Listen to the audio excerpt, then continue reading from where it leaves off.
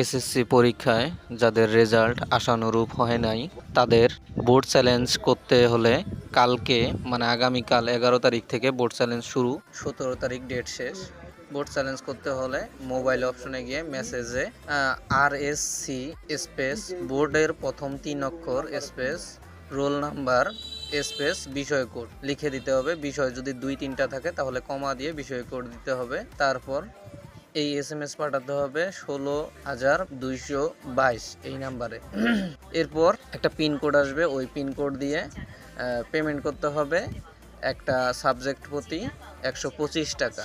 এরপর পেমেন্ট নিশ্চিত করতে লিখতে হবে RSC space yes space pin নম্বর স্পেস যোগাযোগ নাম্বার লিখে এই এসএমএসটিও 16,222 এই নাম্বারে পাঠিয়ে দিতে হবে।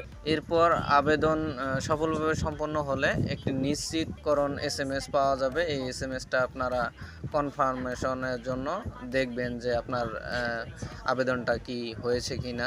এভাবে আপনারা বোর্ড চ্যালেঞ্জ করতে পারেন।